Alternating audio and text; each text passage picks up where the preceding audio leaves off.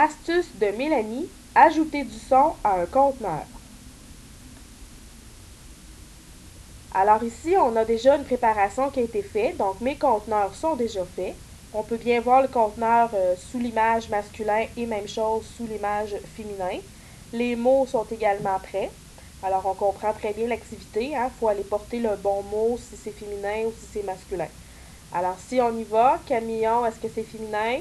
Non. Donc on voit bien que le conteneur fonctionne, le mot revient au bon endroit, évidemment parce que la réponse n'était pas bonne. Même chose, alors je l'essaie, est-ce que camion c'est masculin? Oui. Alors le mot demeure sur masculin.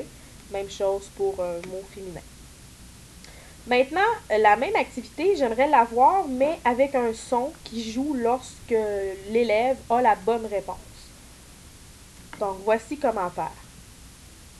On choisit le conteneur. Il faut faire attention ici de ne pas choisir l'image. Alors, on voit les points qui ne sont pas au même endroit. Parce qu'on ne veut pas attribuer ça à l'image. On veut vraiment attribuer à une bonne réponse lorsque l'élève met le bon mot. Alors, je m'assure de sélectionner le conteneur. Ensuite, je m'en vais dans mon navigateur de propriété et je regarde les onglets. Il y a un onglet qui s'appelle plus bas Conteneur. Dans Conteneur, si on regarde ici, on a signal de confirmation. Présentement, le signal de confirmation est à faux. Donc, lorsque l'élève a une bonne réponse, il n'y a aucun son qui joue. Alors, si je le mets à vrai, comme ceci, maintenant, je dois aller dire l'emplacement du son. Donc, je clique sur les deux petits points ici. Et je vais choisir dans mon ordinateur un son que j'ai préalablement téléchargé, évidemment. Donc, dans ce cas-ci, je vais prendre applaudissement. Je vais ouvrir. Et on voit très bien, si je resélectionne mon conteneur, qu'il a la propriété d'un son de confirmation. Alors, c'est certain que je vais avoir le son pour les bonnes réponses aux deux endroits. Donc, je refais la même chose du côté du féminin.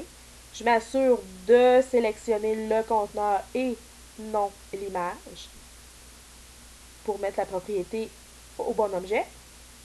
Je retourne dans mon navigateur de propriété, toujours encore l'onglet conteneur, et on voit très bien que le signal de confirmation est à faux. Alors, je le change pour vrai. Ensuite, je vais lui attribuer un son. Dans cet exemple, je vais utiliser le même son pour les deux, mais vous auriez pu très bien choisir un son différent pour les conteneurs, c'est à votre choix. Maintenant, une autre petite astuce, j'aime pas avoir les carrés blancs derrière mes images, j'aimerais que le fond soit de la même couleur. Alors, je choisis encore une fois le conteneur, je regarde dans mes onglets, dans les navigateurs de propriété toujours, et on voit ici remplissage.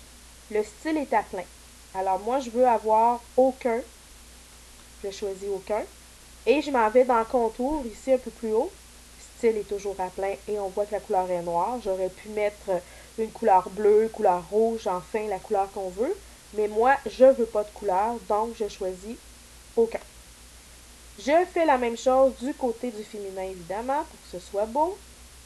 Donc, remplissage, je veux aucun. Contour, je veux aucun. Maintenant, si je prends le mot poupée et que je le place sur masculin, ça ne fonctionne pas, c'est pas le bon. Alors, je vais maintenant essayer pour voir si mon son fonctionne bien. Donc, poupée, c'est féminin.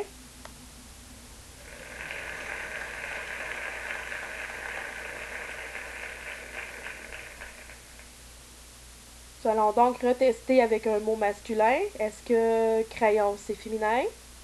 Non. Est-ce que crayon, c'est masculin?